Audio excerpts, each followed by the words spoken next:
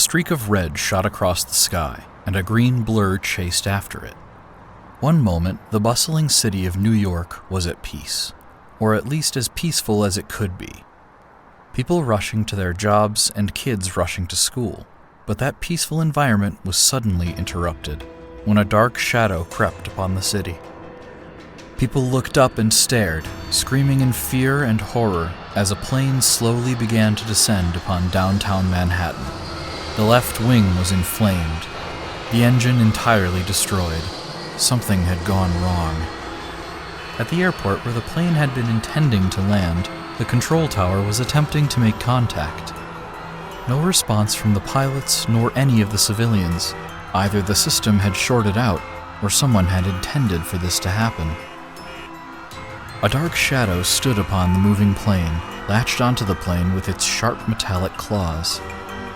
He smiled as he stared at the skyscraper in front of him, planted directly in the path of the airliner. But that smile was soon to fade, as a streak of neon green took chase. On the ground, a figure was in hot pursuit. He wore a set of green and gray armor, with glowing neon streaks of green along his thighs, waist, and arms, all connecting to a singular triangular gem in the center of his chest. His helmet was a mixture of a motorcyclist and a soldier, always fit with a glowing green visor displaying an information-packed HUD to him. Status report? The figure asked the police radio hooked into his helmet. The hotel's in the process of being evacuated, but we won't be able to get everyone out in time. Hey, wait a minute. Who is it? The figure shut him up with a single click. He jumped from rooftop to rooftop, staring upwards at the plane with worry. He cursed under his breath as he eyed the skyscraper and the burning plane in its path. He had to figure out something fast. Either I somehow cut the building in half and lift the top half above the plane, or I divert the plane's path somehow, the man behind the mask muttered. The figure bolted towards a nearby 10-story building, running up the wall of the building before shooting upwards into the sky. He was able to get a bit of distance with his enhanced strength before closing his eyes, imagining something in his mind. For a second, all was dark, and then he saw himself falling through the sky with the plane above him. He imagined, and a long grappling hook appeared, extending from his wrist to the bottom of the plane. He concentrated, and when he opened his eyes, it was there, a glowing green rope made up of hundreds of tiny particles, and a hook latched onto the bottom of the airliner. He shot upwards, releasing the grappling hook and flying past the side of the plane. The object faded away, the particles breaking apart and returning to the storage device on his wrist. The dark-clawed figure stared at the mysterious stranger, a glare in his eyes. The stranger eyed the villain back, scanning him up and down. He was dressed in what looked like a metallic bee costume, with the yellow replaced with a dark crimson color. 2 large wings were sprawled out behind him, made up of black metal and a translucent red parachuting material. Metal tubes ran along the wings to his back where a jetpack-like device was attached. So you're the hero everyone's been talking about. So-called savior of New York? The villain muttered. That's me. Patented and pending. The stranger told the villain. And I believe the police has been calling you the Crimson Wasp? You've been informed correctly, Before the villain could finish, the stranger leapt forward and kicked the wasp across the face. He landed on the ground and spun around, swinging around to land a punch on his face. However, the wasp was able to react fast enough and latch onto his fist with his claws. The wasp tossed the stranger aside, who was thrown into the wind. He grabbed onto the edge of the plane, pulling himself back on before using his mind to materialize a weapon within his grasp. Slowly, the glowing green particles began to build themselves together, creating a long Japanese bow staff. The wasp rushed the stranger, who slipped under his grasp and dodged with ease. He then turned around, swinging and knocking the wasp off his feet. The wasp jumped up, using his jetpack-powered wings to fly out of reach of the stranger. Before the stranger could react, the wasp shot downwards and slashed him. The stranger reacted quickly, the particles making up the bow staff morphing into a large circular shield. His claws cut into the shield, tearing through the particles with ease. The stranger fell on his back before kicking the shield up with his feet. It flew upwards and morphed again mid-air, this time transforming into a flurry of glowing green daggers. The daggers shot up at the wasp, who had yet to turn around and attack once again.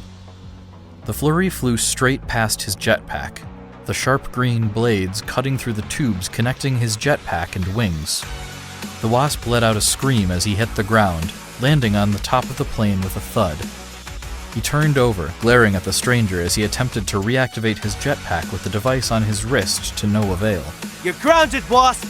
Once and for all! The stranger shouted at the villain. If I go down, so will you. The wasp screamed back. He lunged at the stranger, grabbing him by the neck with his metallic claws. He shoved him against the plane, slowly beginning to crush his throat with his grasp. As the pressure around his throat increased, the stranger closed his eyes. He began to concentrate, but not on anyone else, just on himself.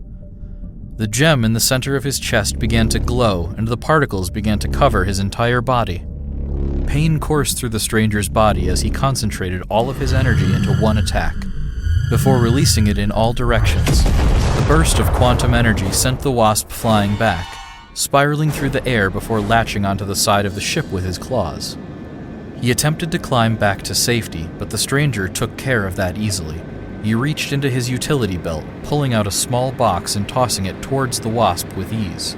The box exploded with a puff of smoke, creating a metallic rope that instantly wrapped around the wasp and trapped him against the rudder. Now that he's out of the way, I gotta stop this plane, the stranger thought to himself as he eyed the approaching building.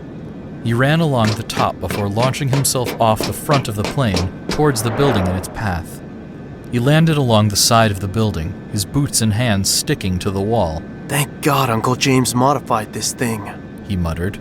The stranger eyed the plane before materializing 2 grappling hooks which latched onto its side, connecting him to the oncoming aircraft. The stranger then began to run along the building from the left to the right, and just as he turned the corner, used all his strength to launch himself away from it. The ropes pulled the plane in his direction as he flew through the air, having propelled himself to the right of the skyscraper. The plane followed, moving out of the way just slightly enough that the tip of the wing dinged a carefully placed gargoyle set up on a balcony. The stranger pulled himself back onto the plane, gritting his teeth as he eyed the nearby airport. The people in the building are out of danger. Now I just gotta save the passengers. He ran along the top of the plane, sliding down the side and managing to burst through the door to the cargo hold. The lock shattered upon impact. As the air began to suck everything outside, the stranger spun and rematerialized the lock on the door. As long as he kept his concentration and didn't forget he had done that, it would stay. The stranger bolted out of the cargo hold and emerged into the main cabin, eyeing a pair of masked men with firearms in hand. Before either of them could react, the stranger rushed at them. He jumped up and kicked one of them in the face, his body flying back and slamming into the wall. The other one fired at him and he materialized a shield, blocking the bullets from hitting both him and the civilians around him. The stranger ran down the aisle and prepared to attack, his shield in the process of morphing into a sword. When the man grabbed the arm of a young woman, he pulled her against him and held the pistol to her head, shouting at the hero. You move and I shoot her. He froze. This wasn't a situation he was new with, but it was a new environment. He had to be wary of the people around him just in case things went bad. Closing his eyes, he began to imagine. He imagined himself, but not in the place he was standing. He was standing behind the terrorist, slowly creeping up on him. When the stranger opened his eyes, a glowing green copy made up of particles was where he had imagined. The copy tapped the terrorist on the shoulder, causing him to turn his head. As his eyes widened, the stranger took the chance. He rushed forward and grabbed the gun, wresting it from the terrorist's grasp and shooting the ceiling twice in the process. He disarmed the terrorist and kicked his body against the wall before running into the cockpit. He entered to find one pilot on the floor, bleeding out, and the other struggling to take control of the plane. What's going on? They shot Brandon. Trying to land, but the controls are all messed up. Can you activate the landing gear? The pilot nodded and began to do so while he rushed out of the cockpit. He rushed back into the cargo hold, flying out of the plane and grabbing onto the side. He climbed back onto the top before analyzing the situation. The plane was going to collide with the runway in less than a minute, unless he managed to slow its descent and change its trajectory. He reached to his utility belt, pulling out several small metal tubes. Compact instant parachutes, courtesy of Elysia Labs. They were pretty small, only meant to save him in a pinch, so they certainly couldn't hold up a plane. But what about all of them at once? The stranger pulled open the caps on each of the tubes, watching as all the parachutes blew open at once. They all went flying in the wind, so he had to react fast. He materialized a rope, which latched onto one, doing the same one after another to each of the 20 parachutes he had equipped. Using his particles, he did his best to connect each of the parachutes, sewing them together with his mind. Slowly, the plane began to tip back up. The front of the plane no longer projected to smash onto the concrete. Now came the final problem, getting the plane to stop once it landed. He released the parachutes as the plane began to skid across the runway, driving headfirst towards the control tower in the near distance. He jumped off the back of the plane and materialized one more rope, latching onto the rudder where the Wasp was still ensnared. With his other hand, he materialized a large scythe, slamming the blade into the runway. The blade dug into the concrete, tearing through the ground with ease as the plane pulled them behind it. The force was breaking apart the scythe, which was repairing itself particle by particle. Soon, the plane began to come to a stop. The Jade Stranger clenched his teeth as the plane slowly approached the control tower, the red tip just barely poking against the front. He let out a sigh of relief, falling back as the scythe and rope both faded away. The particles from both returned to his wrist device, as did the ones holding together the door to the cargo hold. He glanced over as several bags came tumbling out onto the runway as he let out a facepalm. As police sirens began to blare in the distance and the medics and airport personnel began to flood out onto the runway from the exit doors, the stranger made a break for it.